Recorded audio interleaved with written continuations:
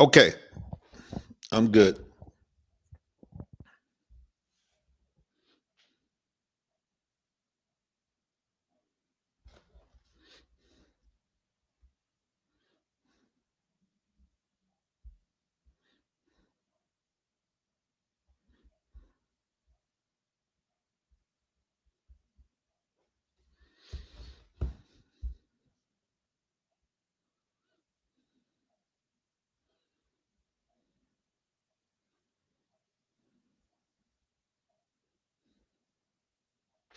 All right, so welcome everybody. I'm just going to talk for a few minutes about a few points on mental toughness, and this is something that I do every day, Monday through Friday, in a private group, uh, the mywealthlounge.com there, and so I do it every day at 7 in the morning, and then Saturdays, we do the book club. So but just want to go with a few points today about mental toughness and just let people know that it's a lifelong journey. It's not something that you can just jump right in, read a book, and now you mentally strong. And plus, it's a roller coaster ride.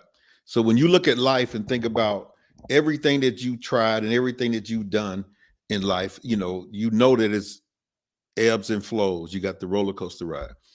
Also, as you start learning mindset, mental toughness, things of that sort, you're going to realize that you're going to have some crashes.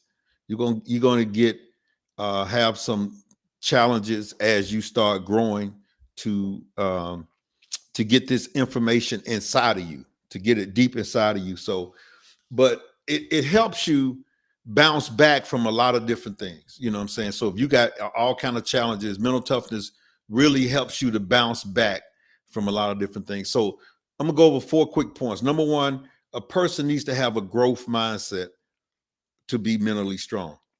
Now, a growth mindset is pretty much saying that you can learn things, read things, listen to things, get in the right environment, and change your life. You can grow. You can actually change who you are and where you're going. Um, Typically, a lot of people out here have what we call a fixed mindset, where we say, "Well, I am who I am, and that's just who I'm going to be. I don't need to read. I don't need to listen to anything. I don't need to change my environments. I don't need to do anything because that's just who I am." So you stick to being that way. That's that mix. That's that fixed mindset. And a lot of the world is like that. We go to school, we go to the military, whatever. We get our degrees. We go get our house and 2 kids, and we're like, okay, this is how it is. No, it could be a lot better if a person decides to take that growth mindset and say, okay, I can learn new things. I can be a new person. I can grow. I can change my life doing things differently. Um, but the challenge is getting in that environment to even find out about a growth mindset. I don't think most people even know the difference in the two, the fixed mindset and the growth mindset. So I just wanted to kind of mention that point when it comes to mental toughness. And it's probably 25 different points that I can go over, but I'm just talking about 4 today. And one of them is that growth mindset. The other one is to have emotional skills. Well, let me put it this way, not regulated skills, regulated emotional skills pretty much means stay calm. I have that on my wall on my vision board, stay calm. Because, at certain points, somebody can really, really push your button. And the goal is not to have that button pushed. So mentally strong people, mentally tough people, when that button is pushed, they stay calm. And so that's the goal, is to stay calm behind all this. You know what I'm saying? I had about 2 weeks ago talking to somebody, and they was pushing at that button. And I happened to be standing by my vision board, and I happened to see stay calm, stay calm. And so it didn't trigger me. I don't know that day if I wasn't in front of that vision board, if I wasn't looking at the sign that I had posted, that I wouldn't get triggered. And so, and you already know that once you get triggered, you get upset, you say stuff that you don't need to say. Now you got to go back and think about it. Now you realize that you shouldn't have said it. Now you realize that I should have stayed calm. Now I might want to say the same things, but I might want to say them differently. I might not want to say them with the emotions that I gave that person. You know what I'm saying? I want to give them that information. You know what I'm saying? I want to do that, but I might not want it to do it that way. And so when I finally, you finally come down from some of this stuff and then you start thinking about it, you're like, dang, I really shouldn't have done that. I shouldn't have said it that way. But being mentally tough means that you have this emotional regulated skill that you don't let people trigger you like that. I know some people say, well, I love that. They better not mess with me because I'm going to let them have it. I'm going to go, hey, that's what you want to do, then that's what you want to do. I don't want to let them have it. I want to let them have it in a way that I can let them have it in a calmer version of me. So being mentally strong, you got to have that emotional regulated skill to where you know that this button is trying to be pushed and you not, and I'm not saying that, as a person grow, we all do that. We all have these,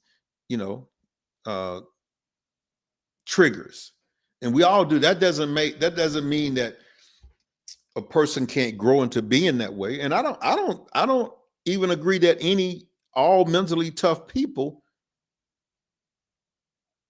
don't get triggered sometime. No, that's true. They do. But not as much as most people. Not as much as the average person. I saw this one warden at a prison say that, I want to say it was either 60 seconds. It might have been 60 seconds or 5 minutes, but I don't know which one. I can't remember which one. But he told the prisoners, he said, most of y'all are in here, and let's go with 60 seconds. Because of 60 seconds where you couldn't pause and regulate yourself, regulate those emotions, and regulate that to a point where you didn't pull that trigger. You didn't hit somebody that you shouldn't have hit. You didn't do the thing that got you in here. And now you're in here for 10, 15, 20 years. And it was 60 seconds. I think that's what it was. He said you could have paused for 60 seconds and thought, do I need to do this? So that's another point on growing to be mentally strong. The third one is step out of your comfort zone. Now, I just posted yesterday on my Facebook page, most people don't want to look stupid. And we have coined that phrase at least, to where, you got your friends, your neighbors, your relatives, and they all watching you. And you're afraid that you might look stupid in their eyes. You shouldn't care, because anybody who has success in life has always looked stupid. It has always sound crazy. Beyonce was booed. Beyonce was booed. Jay-Z went to a concert where, 3 people there. It's supposed to have been 1,000. You step out and you do things. That's what the naysayers do. They sit back and laugh. They want you to do that. And now you're afraid to do it in front of them. I'm not. Quote unquote, if you want to say, I've been looking stupid all my life, I guess. Because I've always experimented with stuff. I've always been out here doing things that the average person didn't attempt to do.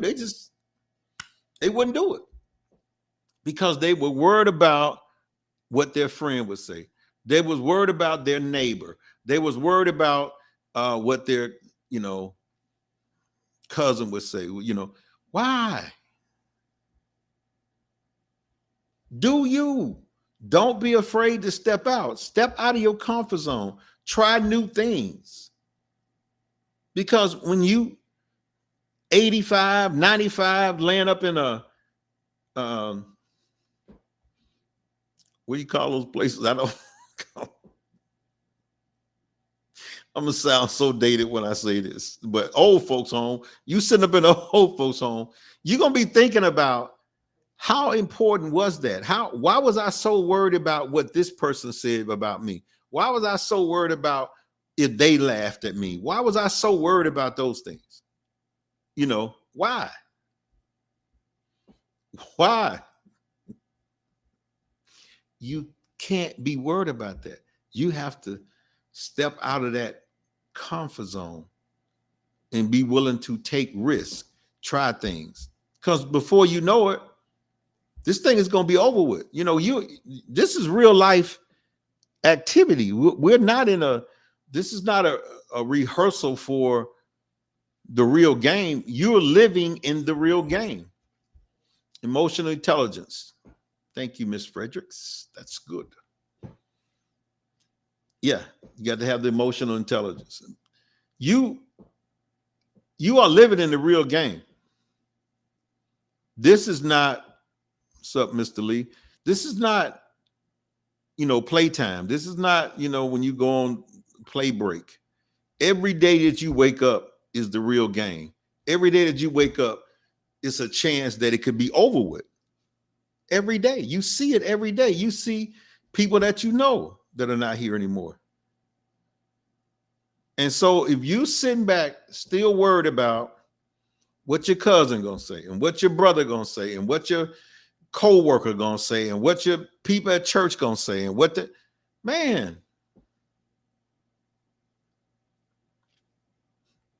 need to cornet gonna say. What they gonna say? What they gonna say? What you worry about what they gonna say?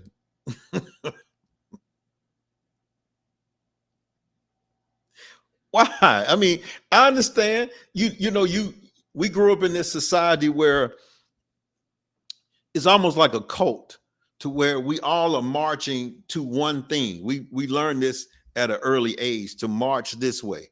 March this. Everybody stepping this way. Everybody going to school, get a good education, go get a good job, work hard for 40 years, save your money, penny pinch, and retire. And so that's the step that we've been marching. Boom, boom, boom. And when you step out of line and go over here and start doing something else, that's when the people in line that's hut to. Hey, look at Tony. He looks stupid over there. And everybody else, hut to. I'm over there looking stupid to them, and I'm talking back to them. Hey, you look stupid over there. Hut to. That's how we've been trained. And so when you get outside of that hut too, and you start doing things that will help change your life, you're going to get naysayers. You're going to get people laughing. They're going to talk about you. But I promise you, life will get better when you start taking risks, when you start getting out of your comfort zone and start doing things that most people start doing, things that the hut to ain't doing. Hut to. That they not, look, I'm not mad at the hut to. I'm not even laughing. I'm laughing at the hut to. When the hut to laughing at me, then I'm gonna laugh back. But if hut to don't say nothing, hut to. If they don't say anything, I'm not gonna, hey, y'all keep marching that way, because I stepped out of line, wanted to do some things differently, wanted to live my life differently. I can't be concerned about, and fortunately, I think even in high school, I had this thought process. I remember me and my partner, Byron, we used to be out selling, remember those coupon books? They used to drop us off over in the neighborhood, and we would go door to door in this, wealthy neighborhood selling coupon books. I was in 11th grade, 12th grade. The The HUT 2 was not doing that. The HUT 2 didn't do that. And I don't have a problem with the HUT 2. HUT 2, 3, 4, I don't have a problem with that. Unless, you know, they want to joke on me where I can hear it, then I'm going to joke back. We're going to have it out. But if not, I'm good. All right, the fourth thing is self-compassion. A mentally tough person needs to have self-compassion. And what that is not beat yourself up every day. Not because you made a mistake. Maybe you got triggered. Now you beating yourself up. Now you talking, oh man, this and that, don't do that. Have self-compassion with yourself. So you actually are, because see, if you don't have it, then you can't expect anybody else to have it. And so even if everybody else doesn't have it, long as you have it and you talking to yourself every day, saying that you're good, saying that, like Ali used to say, I'm the greatest, get some affirmations to speak those every day. I always say, I'm happy, healthy, and wealthy. I'm happy, healthy, and wealthy. I just keep saying it. Happy, healthy, and wealthy. Happy, healthy, and wealthy. Some people might want to question the wealth and say, well, you don't have $1 billion, you're not wealthy. Well, I don't have $1 billion, but let me say this. Wealth comes a lot of different ways. Wealth can be, you got some good friends. You have good relationships. It could be, you could be wealthy a lot of different ways. You know what I'm saying? So, and what somebody considers wealthy, another person might not, because somebody might say, you don't have $1 billion. And I say, I got $1 billion. Then the other person said, well, wealthy people got $2 billion. So then I call them, I got $2 billion. They said, well, the new wealth is $5 billion. So if you worry about that, you got to have compassion for yourself. You got to have that self-compassion. So, when you mess up, it just, you don't criticize yourself to a point where, you really bringing yourself down even more. You're bringing yourself down a lot more. So you want to stay on that. Now, it's a roller coaster ride. It's a roller coaster ride. But what you don't want to do is add to the ride. Add to the ride. No, that's a part of it. It's going to happen. But what you understand is that life is going to happen. You're going to have issues. You're going to make mistakes as you climbing to be mentally strong, as you climbing to be personally developed, as you climbing to work on your mindset and all these things. It's going to be some setbacks. And I ain't going to use that. A setback is the time for the comeback.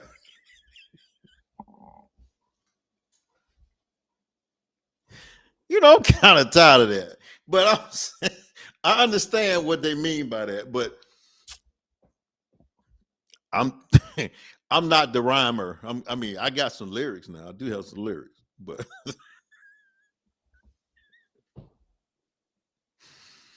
if you fall down, look up so you can get up.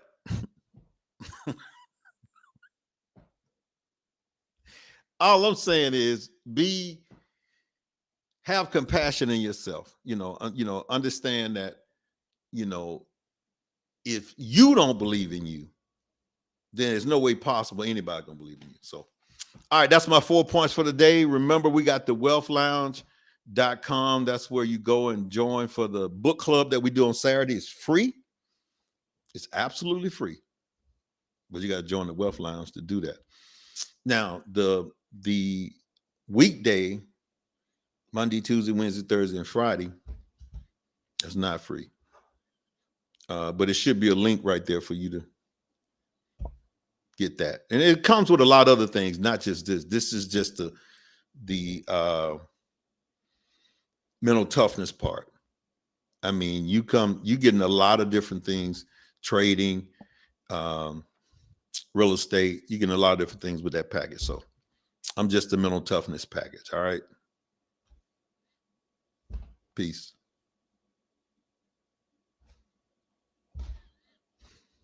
Oh, I have to end the stream.